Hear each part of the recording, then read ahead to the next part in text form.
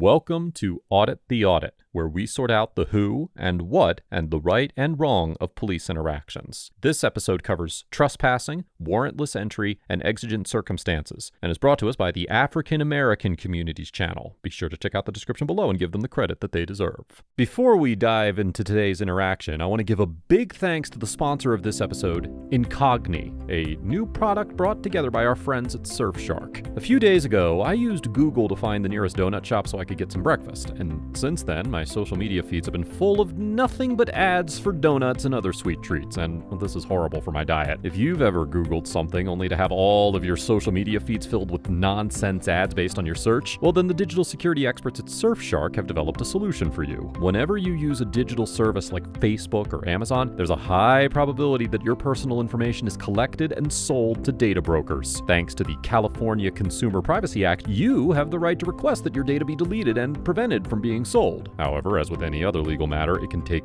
weeks or even months to actually see any results. Incogni is a web service that makes reclaiming your personal data simple and automated. Incogni does all the hard work for you and submits deletion requests on your behalf to over 66 data brokers worldwide. All you have to do is sign up, enter your info, and Incogni will take care of the rest. Right now, Incogni is offering the first 100 members of the ATA community who click the link below and use code AUDIT a 60% discount on their Incogni service. So, click the link in the description and claim your exclusive offer before it's too late. Thanks again to Incogni for sponsoring this episode. On June 13th, 2020, two officers with the Arlington Police Department responded to a call from an individual who claimed to hear a male and female arguing and glass breaking. As part of their investigation, the officers visited the Arlington, Texas apartment of local father Christopher Finley. And although it is unclear what occurred immediately after the officers approached Mr. Finley's door, once one of the officers put his foot in the door, Mr. Finley began to film the encounter and stream it on Facebook Live.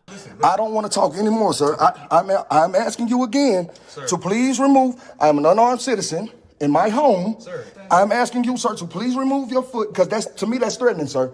So again, I'm not threatening you. Sir, I'm asking you, please. This is you're now in my home. Sir, you are a public servant, okay. Sir. I understand that, sir. It is me and my son, okay, just listen. And I'm asking you to please remove your foot. Can you listen? You are not coming in my home. Okay, just listen, sir. There's nothing else to listen to. You're not coming in my home. Sir. I'm asking you to please leave. I'm not going to close my door and continue with my day. Okay. You guys have a good day, officer. Okay. Have a good... Sir, do not, sir. Sir, this is my home.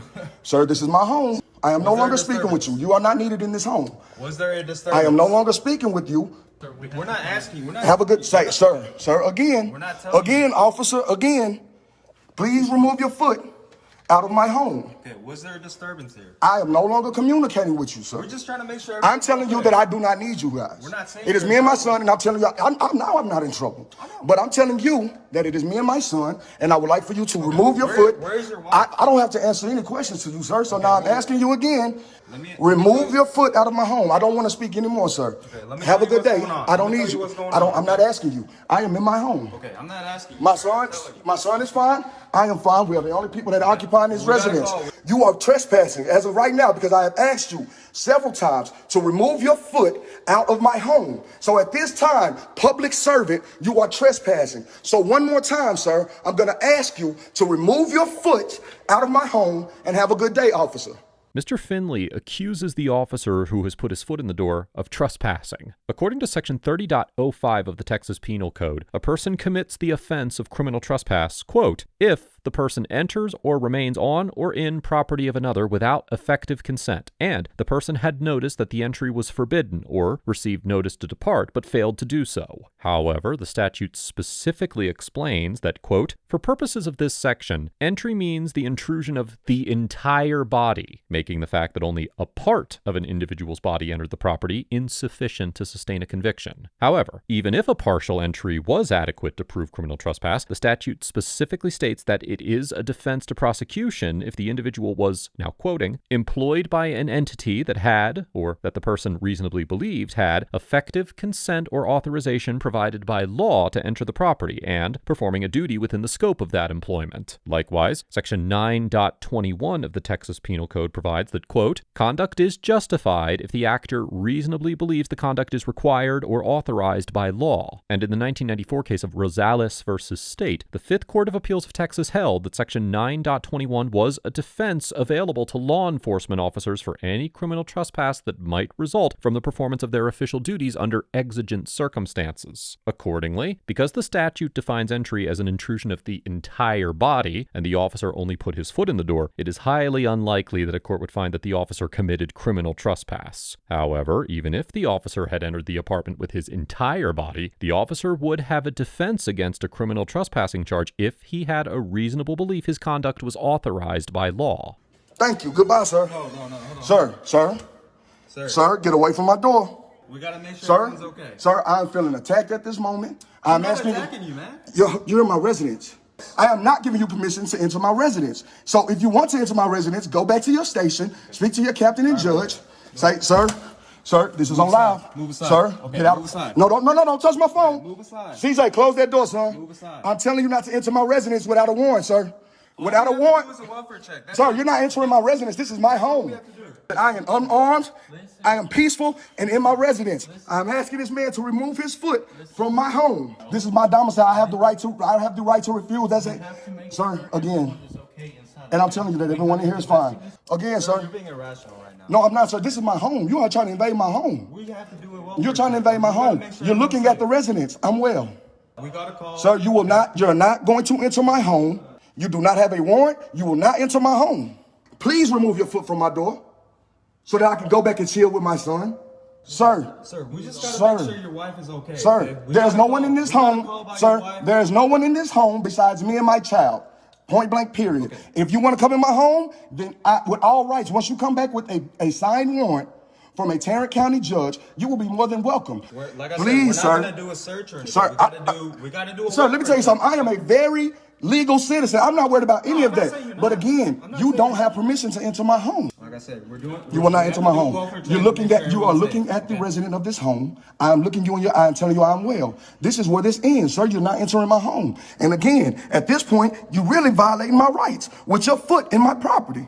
As Mr. Finley repeatedly informs the officers that they do not have his consent or the authority to enter his home, one of the officers keeps his foot in the doorway, preventing Mr. Finley from closing his door. It is a basic principle of Fourth Amendment law that searches and seizures inside a home without a warrant are presumptively unreasonable. And in the 1980 case of Payton versus New York, the Supreme Court made clear that the warrant requirement of the Fourth Amendment, quote, has drawn a line at the entrance to the house. Additionally, in the 2001 case of Kylo versus United States, the Supreme Court stated that, quote, any physical invasion of the structure of the home by even a fraction of an inch was too much. And that, now quoting again, there is certainly no exception to the warrant requirement for the officer who barely cracks open the front door and sees nothing but the non-intimate rug on the vestibule floor. Applying this reasoning, the 10th Circuit Court of Appeals determined in the 2012 case of Dalcour versus City of Lakewood that, quote, physical entry of a home, even if only with 1 foot on the threshold, is an entry of the home for constitutional purposes. Likewise, the U.S. District Court in the Northern District of Georgia held in the 2008 case of Haney versus City of Woodstock that the placement of an officer's foot beyond the threshold of the doorway constituted a warrantless entry when a lieutenant stepped forward and stuck her foot in the doorway of an individual's home to prevent it from closing. Accordingly, although Texas law requires an individual to enter a property with their entire body to violate the trespassing statute, it is possible that a court would still determine that the officer entered Mr. Finley's apartment for Fourth Amendment purposes by putting his foot in the doorway. However, it should be noted that in the 2020 case of Gorski versus Harris County, the U.S. District Court in the Southern District of Texas held that case law, quote, had not clearly established whether placing a foot in the doorframe to prolong a consensual encounter constitutes an illegal entry under the Fourth Amendment. So, it seems likely that a court would conclude that the officer was entitled to qualified immunity for putting his foot in the door if Mr. Finley were to pursue a civil rights lawsuit against him.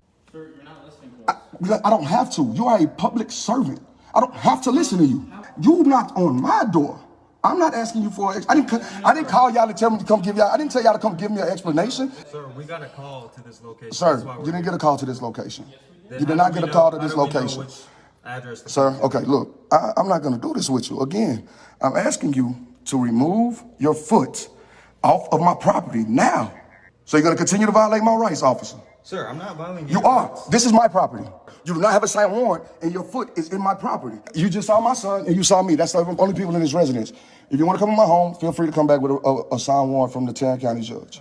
Sir, I'm being very rational. so we're telling him we need to do a welfare check and make sure his wife's okay. Okay, we got a call for. There is no wife in this home. We had to make sure. Sir, and again, I said, no, sir. I said with a signed warrant, you will be able to enter my home. There's me and my child in this. There's only me and my child in this home. Now listen to Sir, me. no, sir, because you are. a chance to talk. Okay, well, tell your deputy. First of all, tell your deputy to remove because his. we have a right- So you're gonna continue to trespass on my property. Yes, sir. We're gonna make On my sure property. everybody's okay. CJ, come to the door again, baby boy. This is as far as you're gonna come in my home. CJ, is there anybody in there? No. Is there anybody in there, son? No. Are you harmed, son? No, sir. You're fine? Okay, don't be scared, son. Okay? So go back in the room and close the door, okay, baby? I love you. It's okay.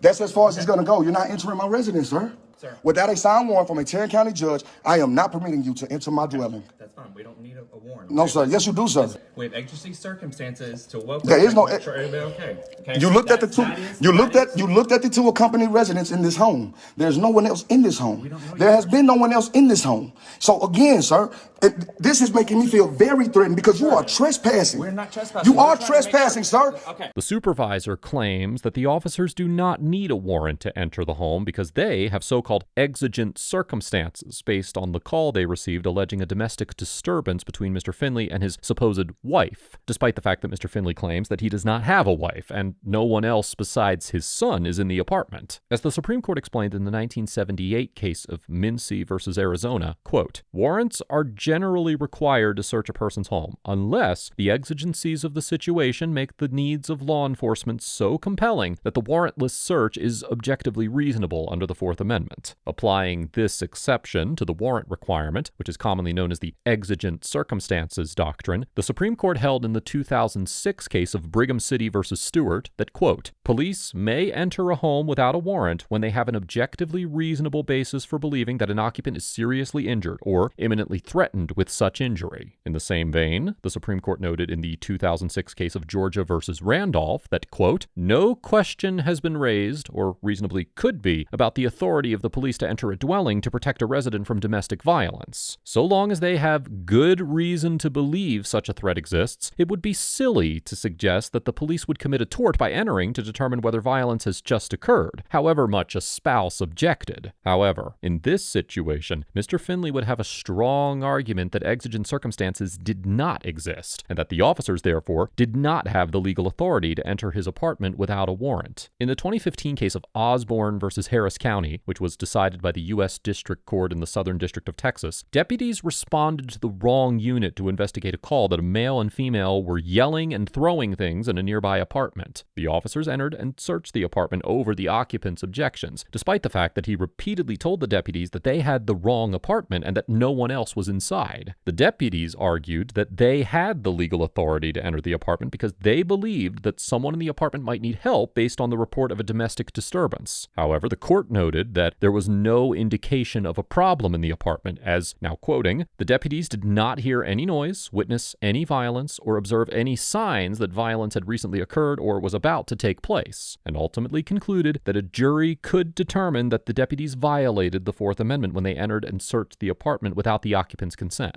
In reaching this conclusion, the court cited several cases from other federal circuits, including the 2012 case of Story versus Taylor, where the 10th Circuit Court of Appeals stated that, quote, a report of a loud argument that has ceased by the time an officer arrives, although relevant to the exigent circumstances inquiry, does not alone create exigent circumstances to justify a warrantless arrest. And the 2013 case of United States versus Timmon, where the 11th Circuit Court of Appeals observed that the cases applying the exigent circumstances exception, quote, have in common the indicia of an urgent ongoing emergency, in which officers have received emergency reports of an ongoing disturbance, arrived to find a chaotic scene, in and observed violent behavior, or at least evidence of violent behavior. Now, although we do not know all of the information the officers received from dispatch, given the similarities to the Osborne case, it is certainly possible that a court would conclude that the officers did not have the exigent circumstances necessary to enter Mr. Finley's apartment, as there did not appear to be any signs of struggle in Mr. Finley's apartment beyond the allegedly broken glass. Sir,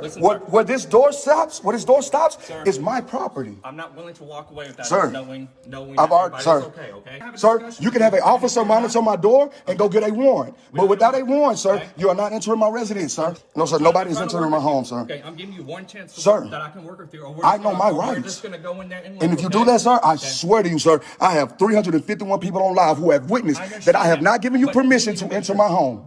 No, sir. I'm cleaning up my home. I don't trust you, officers. I do not trust you, and I have the right. These are my property. This is my property. I'm not yelling. Sir, I'm not yelling. Because, sir, not until you and your officer stop trespassing on my property. I will hold my door open. Right now, you haven't given me any indication Sir? that you're gonna hold your door open. So and talk to us. okay, again, I am Okay, put your verbally foot there. affirming to you that when you remove your foot off of my property, I will hold my door ajar to speak with you. Stop trespassing on my property, that I will stand here with my door ajar and communicate with you. But until then, sir, I feel very threatened, giving and I'm you not one more willing, chance. sir. Just let me talk for 10 Sir, seconds. okay, One more chance. sir, that is how we can Okay? speak, sir. Sir, This came out as a possible Sir? domestic disturbance. that domestic is between me and my son. CJ, close the door, baby. It's okay. Please close the door, son. This is crazy, man. Like, this is crazy. My son is crying, bro. You're not coming in my home, man. Actually, right now I see broken glass. So that's Yeah, you see broken glass. My son dropped his snack bowl. Okay, and we need to make My sure son I'm dropped his okay. snack bowl. When we get a call, Because my son dropped his snack bowl, oh, wow. buddy, Sir. we get a call for domestic disturbance. Sir. We have to check. So this is what we're doing. Sir, let me tell you, And I have just wanna it's me. Can we see your son? and Just my- to see his face, make sure He just everything's did. okay? Oh my God, y'all! This is what y'all want to expose my son to. CJ, no sir, because I'm gonna, no sir, I'm going to honor his request. Come here, son. Come here, son. Come here, son. Okay. Good, CJ. Son, Sorry is for there, filming. sir, you don't have permission to speak to my son. Sir, CJ, y'all gonna do this in front of my child? Y'all gonna do this in front of my child? CJ, y'all gonna do this in front of my child? Y'all are gonna do this in front of my child, bro? Stop hurting your child. Stop hurting your child. Y'all gonna do this in front of my child, bro? Go in the room. CJ, go in the room. Y'all really gonna do this in front of my child, bro? Y'all doing this in front of my child. Bro, say, let me go. Let me go and get out of my home. Let me go and get out of my home. Let me go and get out of my home. Let me go and get out of y'all. Wow, I'm finna shoot out of all you. Move away from my son. CJ, be quiet and do not say anything, son. Y'all violate my rights. I'm on y'all mother. Get out of my home, man. I got all you badges. Get out of my home, boy. Get out of my home, boy. Get out of my home, boy. Get out of my home, boy. Is he cut? I'm a good black father, son. I don't put my hands on my son. Is it blood on my son? That ain't blood. I got a dog, dummy. That's no blood. And there's blood. That's a snack bowl. You see the snacks, dumb? That's a snack bowl. I have a dog, dum-dum. All y'all you just violated my rights. Get the out of my house. Get the out of my house.